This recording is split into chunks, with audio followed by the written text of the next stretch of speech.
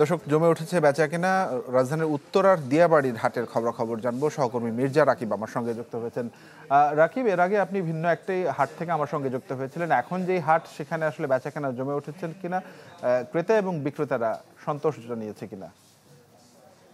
প্রতিটি ঈদে special Harpic 750 ml বোতল থেকে ৳1 ব্যয় করা হবে পরিচ্ছন্নতা কর্মী ও সুবিধাবঞ্চিত শিশুদের জন্য। ঈদের খুশি ছড়িয়ে যায় হারপিকের সাথে।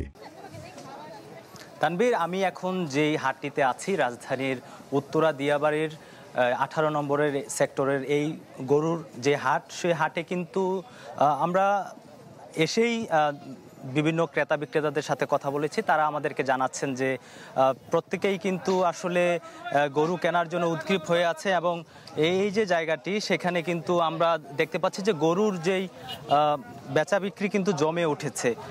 এই বিস্তীর্ণ এই এরিয়াটিতে প্রায় 18টি কিন্তু হাসিলের আদায়ের যে পয়েন্ট, সে পয়েন্ট কিন্তু রয়েছে। প্রত্যেকটা পয়েন্টে কিন্তু স্বেচ্ছাসেবক, আইন শৃঙ্খলা রক্ষাকারী বাহিনী এবং অন্যান্য যেই সিটি কর্পোরেশনের যে মনিটরিং টিম, তারা কিন্তু এই হাটটিকে নজরদারির মধ্যে রেখেছে।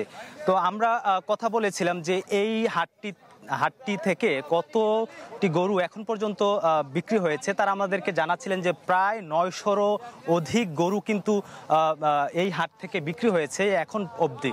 তার মানে বলা যায় যে রাজধানীর যেই পশুর হাটগুলো, সেখানের কিন্তু প্রায় একই রকম চিত্র, যে বেচা বিক্রি কিন্তু জমে উঠেছে। আমরা নারী ক্রেতাদেরকেও দেখতে পাচ্ছি, শিশুরাও আসছেন স্বাচ্ছন্দ্যে তাদের পরিবারের সাথে গরু ক্রয় করার জন্য। এবং আপনাকে জানিয়ে রাখি যে ছোট এবং মাঝারি যে গরুগুলো রয়েছে, সেগুলোর একটু দাম তুলনামূলক বেশি, এবং সেগুলোই কিন্তু বেশি বিক্রি হচ্ছে। তাছাড়া আরও রয়েছে ছাগল এবং ভেড়া। ছাগল কিন্তু আপনি 10,000-এর বেশি দাম কিন্তু হাঁকাচ্ছেন বিক্রেতারা।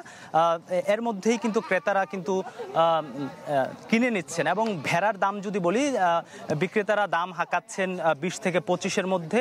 তারা কিন্তু 18 থেকে 21-এর মধ্যে দরদাম করেই কিন্তু কিনে নিচ্ছেন। তো মোটামুটি আমরা বলা চলে যে রাজধানীর পশুর হাটগুলো কিন্তু বেচা বিক্রি জমে উঠেছে। এই ছিল রাজধানীর উত্তরা দিয়াবাড়ি থেকে আমার কাছে কুরবানির পশুর হাটের সর্বশেষ।